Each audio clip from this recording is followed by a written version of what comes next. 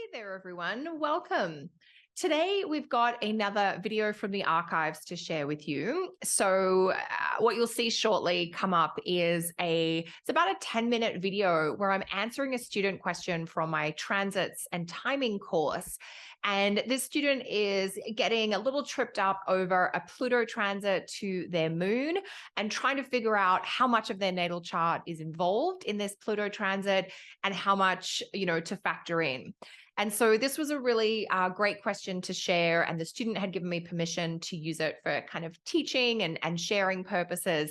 And it's always lovely to have those kind of real life questions. That idea of struggling to figure out interpreting a transit, what does a transit mean? How much of my birth chart will be affected by this transit? These are definitely questions that I see students grappling with all the time.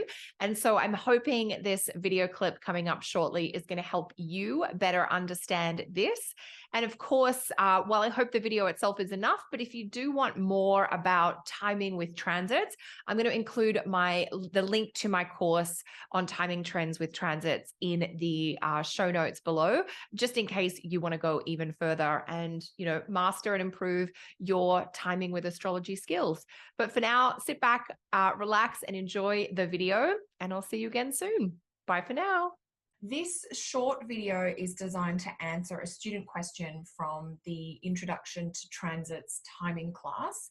So I've got permission from this student to use this question or answer this question in a public way, because as sometimes is the case with student questions, I actually think the whole group will benefit from hearing the question and seeing how we might deal with these curiosities. Mostly because when you start learning about transit and timing astrology, there is a tendency, I've seen this in students over the years, you can try and pull in too many things, or you're just not quite sure how to really focus your interpretive energy with that transit. And I think this question is a really good example of what students commonly do. And so as I answer this question, I'm hoping it'll help you all kind of just stay on track and stay really focused. So I'm going to read the question out in full first, and then I'm going to put the chart on the screen that the question relates to, this example chart, and we'll go through it. So a question that came up: transiting Pluto in the 11th house, squaring the moon in the 8th house. Actually, I'm going to pop the chart on the screen right now so that as I'm reading this question out, you can see the chart itself. So you'll be able to see what the question's referring to. Okie dokie. So is that the right chart? I think so. There we go. Okay. So transiting Pluto in the 11th, squaring the moon in the 8th. Natal moon here squaring Mercury in the 11th. Natal moon conjunct Uranus. Moon also sextiles the MC. By the way, Mercury rules the 7th, and the ruler of the MC is Jupiter, and Jupiter rules my ascendant. So many planets and aspects. How do you simplify it all in your mind? Now, if you're thinking too, oh my goodness, there's a lot going on here, there is. And what's happening here is that I think there's too many things coming into the equation, which is something I notice all the time with transit work. So the question here is, how would these natal aspects impact the transit of Pluto to the moon? The short answer is they don't. So if we're talking about transiting Pluto, moving through Capricorn, which is exactly what Pluto is doing right now. And so I'm recording this in early 2018, where for the first time Pluto is starting to transit 20 degrees of Capricorn and making the square aspect to the natal moon here.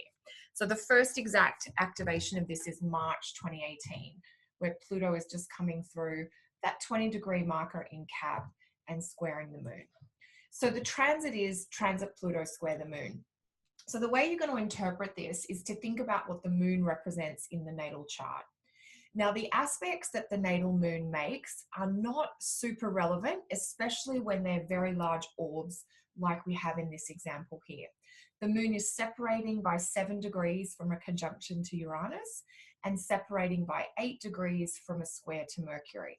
So separating aspects of the moon tend to describe circumstances or influences that were active very early in our life, so in childhood or our early teen years, and especially aspects that are separating by more than 5 degrees, we tend to outgrow the influence of that aspect, or we find a really useful or productive way to use that going forward.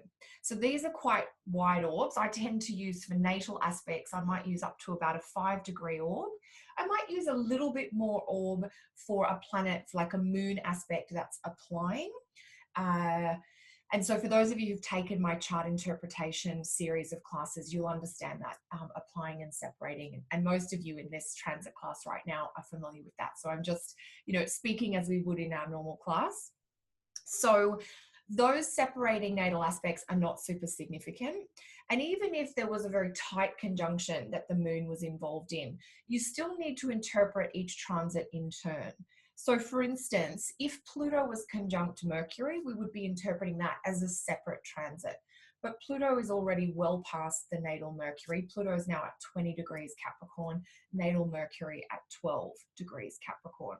So there's that, the conjunction of transit Pluto to natal Mercury is well in the past. So what's happening right now, and always with interpretive work with clients, we're trying to figure out what are the new cycles or activations that are relevant for this year or for this 6 months or for this 18-month period.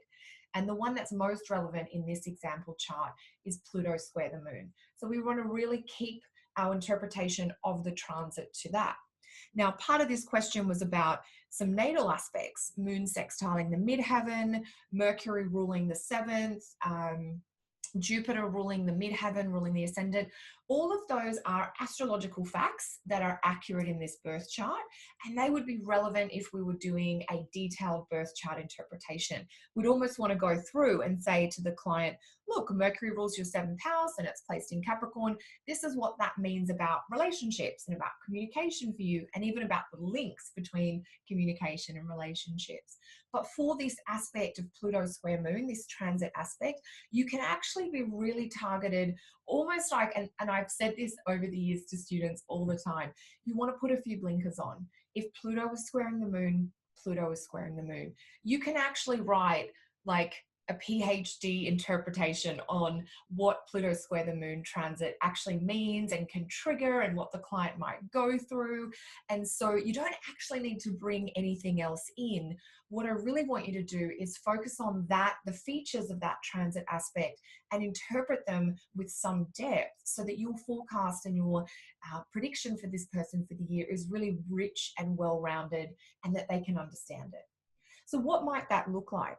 Pluto square the moon. First, we have to understand what the moon means, and we need to know about the moon's natal sign, natal house, natal phase. These are really key features of the moon, because what we're really trying to identify is what are the topics that the natal moon is associated with.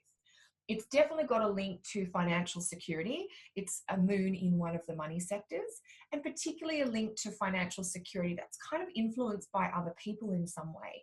So money in the context of romantic relationship or family dynamics. It might specifically be about how your debt or your financial investments affects your emotional equilibrium. And these are all features of having the moon in the 8th house. So we would want to make sure we had a sense of the moon. If the moon was in, I think that would be enough at this point. Pluto is in the 11th, triggering the moon in the 8th. So you'd be looking at how Pluto 11th house themes, maybe changing dynamics with friends, with social networks, with professional organizations, might be triggering some feelings of emotional insecurity. But almost even before we get to this level of the house detail, we want to think about what the moon represents, our emotions, our feelings, our memories, our childhood, and what Pluto does. The transformation, that deep examination. So Pluto square the moon, you can almost take that transit out of the chart and you can write 2 or 3 pages about what that means just by looking and thinking about what Pluto does to the moon. And that is actually the hardest part of the interpretive work when you're forecasting. And that's where you've really got to sink in and deepen your knowledge of what Pluto is and how it operates by transit, and all the things that the moon represents just in its innate nature. So Pluto square the moon is an emotional journey to recover a sense of empowerment or strength, or even that feeling of being in control. And a Pluto square moon transit often begins with a feeling of not being in control or the recognition that you have given away your power. So the Pluto moon or even a Pluto sun transit, this is the nature of a Pluto transit. It takes you on a journey from being disempowered and the recognition of that to a place where you start to feel more empowered. So there's a lot of deep, almost psychological or emotional stuff territory you can go into. And I would really stick with that feature. You're not going to go looking into the chart to pull 10 more things out. You almost just have to stay on Pluto moon. The first thing I would bring in, the moon's in the 8th house, so we could weave that theme in. And the only other piece of info I bring in from the natal chart is the moon ruling the 5th house and how this Pluto moon transit is triggering a shift in feeling or thinking around 5th house topics, which could include children, creativity, or even a little bit of romance and possibly sexual intimacy, because in the traditional paths of astrology, sexual intimacy is more of a 5th house thing. So to answer that question there, with all those extra features, most of it you can set to the side and just focus on this Pluto moon transit. There was a second part to this question. What are the orbs that I find through my own work are best to use? Very tight orbs. So natal aspects, 5 degrees or less. If it is an applying aspect from a fast moving planet, possibly the moon, Mercury, the sun, I might go up to 7 or 8 degrees. For the moon, I might even go up to 10, but only for the moon. So a more traditional way of thinking about orbs is that each planet has a different orb rather than each aspect has a different orb. And then for transit aspects, I tend to use a 0 or a 1 degree orb and keep it very tight so that I can be talking with clients about the very specific degrees and the very specific timing of when those activations, whether it's a transit or a progressed activation, when they are going to be exact and spot on. So hopefully that helps answer that question there. If you've got any comments, guys, you can let me know below and I'll keep a check on that. And I wish you all the best with your cycles work.